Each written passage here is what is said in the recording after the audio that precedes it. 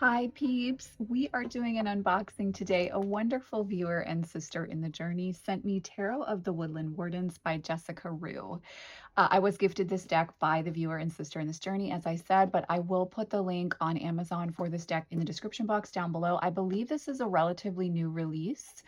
And as many of you know, I love the Woodland Wardens Oracle. It's one of my favorite Oracle decks. So I'm really, really excited to unbox this with you guys and to get a chance to work with this one. Thank you so much to the wonderful sister in the journey who sent me this. Okay, so the listed price is $24.99. I'm sure there might be a little bit of a price difference if you get it on Amazon, but it's listed at $24.99. And the back says, explore the enchanted realm of the Woodland Wardens, where creatures of field, burrow, river, and sky represent the traditional figures of the tarot. In this companion to her oracle deck of the same name, artist Jessica Rue's richly detailed illustrations accompany thoughtful reflections rooted in folk wisdom, history, and myth. And so here is the box again. And it looks like both the sides are the same and top and bottom are the same as well. It is published by Amber Lotus.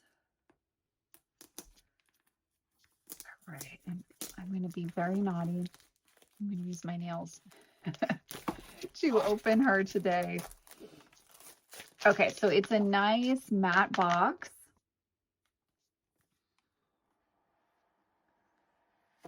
Oh, and then when we open it, it has that gorgeous backing, which is print, excuse me, which is very similar to the backing on the original Woodland Wardens Oracle. I love it. Ooh, this is a thick deck. And then there's a little bio for the artist underneath. Wow, that is a thick deck. Oh, I actually really, really love, hold on. I love that on the back, again, very similar print, different color than Woodland Wardens though. So kind of beautiful companions in the journey, if you will. This is a very thick deck. Let me see what I have here. I have the Ludi Lesket right here. Big size difference. Ludi Lesket is like a Scarabeo, which is a little bit thinner than like your like length widthwise, excuse me, than a traditional Rider-Waite Smith, but that's a considerable difference. So if you do have smaller hands, which I know you guys talk to me about that all the time, this might be a little bit tricky. It's definitely matte and it's a very thick cardstock. This is the guidebook, which the guidebook to the Woodland Wardens Oracle is beautiful. So I'm hoping we get something similar in here, but this is the guidebook itself. There's some space for journaling in the back, a little bio on the author, 169 pages total. And then we have black and white reproduction, and it looks like we're getting a paragraph of information and then an upright and reverse meaning listed, and then some journal prompts, which also is in Woodland Wardens, which I love. I love that about Woodland Wardens. So it seems like very similar setup to Woodland Wardens, the Oracle deck. And yes, it looks like our majors are the same as well. I think thoughtful reflection is a great way to put this because it really does give you an opportunity to do some journaling, to sit with the imagery, to connect with the spirit animal and the plant magic animal associated with the cards themselves. So that being said, yeah, it's not quite my favorite type of cardstock.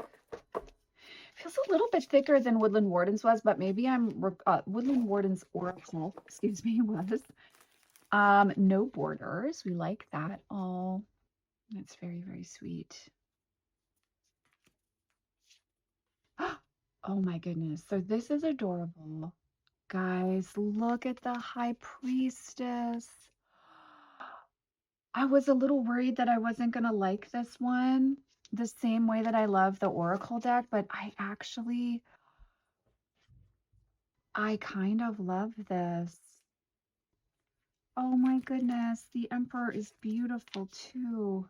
Oh, this is lovely. Okay, this is a very sweet deck, but definitely, I'm sorry guys, been dealing with a sinus infection from a cold, and so We're on some meds now. But it's still a little congested in there. The Hierophant, beautiful. I was worried because I love the Oracle deck so much. And you know, sometimes you get really attached to an artist's there's like very specific works by an artist, and so you kind of have an expectation when you approach their work. And I was a little bit worried about that, but honestly, I'm really loving it. Also, I have to say, full disclosure, I've been coloring in my free time again, and I'm obsessed with Hannah Carlzon coloring books. And this is kind of reminding me of that. I actually have a tattoo on my torso, which is which is inspired by some Hannah Carlzon imagery. But this deck is giving that same feel that her coloring books give me, which is just like taking you to a totally different enchanted world. This is so sweet. I'm really, really honestly, I'm relieved. I've had this deck here for well over a week and a half, and I have not felt well enough to do an unboxing. And so I've been super freaking patient. But also I was a little bit nervous because I'm like, what if I don't like the deck, but I actually love it? Look at that. Oh my, and of course someone starts yard work when I start recording. Sorry about that, guys. Look at the death card. I love it. Really, really beautiful. Oh, the devil is gore. Oh, look at that Scorpio energy. Look at that. Oh my God, the tower with vultures. No, no, she didn't. Oh my God, she did. I'm so in love with this. Okay, she did. Jessica, if you ever hear this, you did an amazing job. And it's so true to her too. Oh, the moon is beautiful. It's so true to her. Her artwork, her style. I don't feel, it does not feel phoned into me. It looks like she's taken the most resonant parts of traditional Rider-Waite-Smith imagery and then worked with that in her representations of each of the majors. Those are cicadas, right, guys? That's beautiful. Oh, oh my God. Guys, wait till you see the Ace of Wands. Oh my gosh, I'm so in love. I'm still working my way through my Patreon mini reads for the month over on Patreon. And I think I might have to clear this deck tonight and use it tomorrow as I finish up the last few readings because this is so freaking beautiful. Look at that 4. And the wonderful thing about Jessica's work too is the spirit animal magic that she works with. And I'm sure in the guidebook for this deck, just like the Oracle deck, she really lets you get into the meaning, the what should we say? They're like spiritual or metaphysical roots to the spirit animal energy in the card. And so, and I do feel like you get that feeling with these cards, like there's reasoning, you know, there's a reason for the animals chosen, and they have a unique message for you to consider along with the traditional meanings of tarot. Now, are we a little pippy here? Maybe, but I think she's also in keeping with the Rider-Waite-Smith traditional imagery. So I don't mind it at all. Oh my God. This deck reminds me of my dog. Guys, this deck is so stinking cute. Oh my gosh, look at the Knight of Wands. That was a really, really interesting choice. I'm actually going to put that to the side. Okay, then we have the Queen of Wands. Exactly. Exactly. Oh, and look at the King. Beautiful reference to traditional Rider-Waite-Smith imagery there. And then here we move into the Suit of Cups. Oh, look at the Two of Cups, guys. I was born under the beaver moon, so I kind of like that we have 2 beavers here for Two of Cups energy. Then we have the Three of Cups. Beautiful. I love the way that Jessica draws eels. In fact, the eel card in the Woodland Wardens is like, when I think of the Woodland Wardens, that imagery is usually one of the first cards I think of. Oh, great choice for the 5. Oh my God, guys, wait till you see the 6. It just keeps getting better. No. Oh my God, it's so good. Look at it. Oh, I love, oh my God, look at the praying mantis.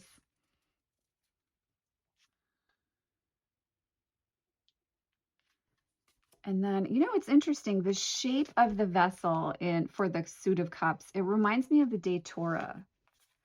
We're going to take a really quick look at that too in the guidebook. Let's actually see. I need to keep an eye on the time too, because I have to go pick up my son from school.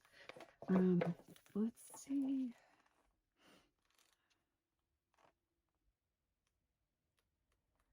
Let's see if she says.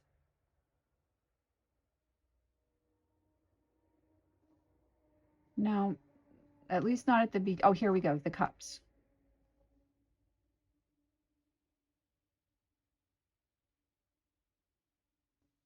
She doesn't describe what went into the vessel choice, but in that imagery, it almost reminds me of a Datura bloom.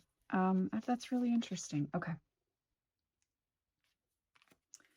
And here's the 10.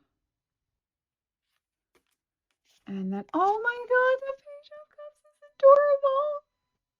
adorable. Look at that, guys. So we have the Knight. Here's our Queen. Such a great choice there. I'll be really interested to see what they have to say about what she has to say about the Badger energy there. Okay, and then we move into the Suit of Swords or Arrows. Oh my God, that's a gorgeous Ace of Swords. Oh, guys, I actually love moles. And look, what a great choice for the 2. I love moles. I don't know if you guys ever played Banjo-Kazooie or Banjo-Tooie, but if you know, you know.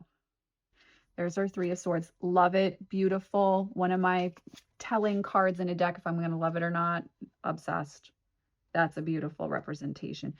You know, it kind of reminds me of, not similar in imagery, but I get the same feeling that I do with the 3 of Swords in the Shadowscapes Tarot, which is like, it always makes me pause and stop and like pay attention. And I think anytime I see a swan in the 3 of Swords, I don't know why, for some reason, it really, really resonates to me.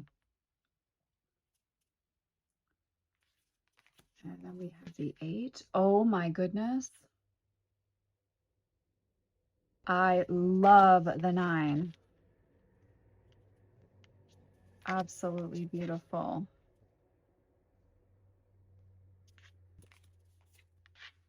Oh my God. Guys, look at the Knight. Oh, I'm so in love with this deck. I was so afraid, guys. I really was. Oh my goodness, look at this king. Oh, I was so nervous. Oh my God, Jessica, you knocked it out of the park. Beautiful, beautiful work. Oh, this is going for my tattoo appointment. Look at that too. Stunning. And then here is the 3. And we have the 4. Oh, the 5 makes so much sense. This was a really beautiful choice. That's actually a very touching 5. Wow. And then we have the 6.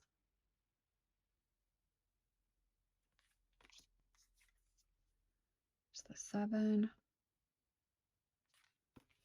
Oh, look at the 8, guys. Oh, and one of my number one deciders in a deck is the 9, guys. Wait till you see the 9. Yes, yes, yes, yes. She did an amazing job. I'm so glad she didn't try to change one of my favorite parts about the traditional imagery in this card. That is gorgeous. Oh, guys, look at the 10. And then, oh, I love the page. Oh my God, I have to show this page to Vincent. He's scared of spiders, but he's working on his fear, and he's been doing a really good job. So I want to show that one to him because it's so sweet. It will be affirming for him. And our sweet pup, Fable, who shout out to the Patreon peep who was like, hey, I think you should name him this. And I was like, oh my God, yes, that's perfect for him. He is obsessed with squirrels. So this is the Fable card. And then we have the final card in the deck, of course, King of Pentacles. Beautiful choice.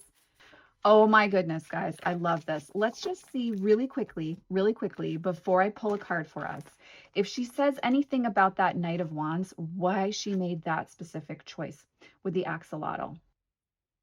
The axolotl captures this knight's tendency to dive headfirst into action. They are known for their unique ability to regenerate limbs, gills, and even parts of their brains, hearts, and eyes. They are named for the Aztec deity. I'm going to butcher it. I won't pronounce it, but axolotl, the god of fire and lightning. Swimming underwater, they look just like a dragon soaring into battle. See, now that makes total sense. This is why her guidebooks are really nice for that animal guide imagery. Okay, let's draw a card together. Just take a moment, think about something that's on your mind you want some clarity on.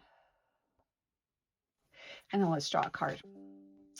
Two of Arrows. Ooh, one of the ones I wanted to look up with the mole. Oh my goodness. Okay, let's see what she says in the guidebook. So just kind of still holding what you want some further levels of awareness or clarity around. And clearly it's something we're feeling conflicted about. The Two of Arrows appears when a choice must be made. A blindfolded mole stands before us holding two arrows in its paws. While many people believe that moles are blind, they can in fact see and are quite perceptive in their dark subterranean environments. Pliny the Elder wrote that the mole was admired by magicians for its apocryphal lack of sight. According to Pliny, a life spent underground with the dead gave the animal supernatural abilities. Perhaps such mystical gifts will aid you in your decision-making. Here, the mole's blindfold reminds us that biases may cloud our judgment and that we must rely on other senses when making a choice.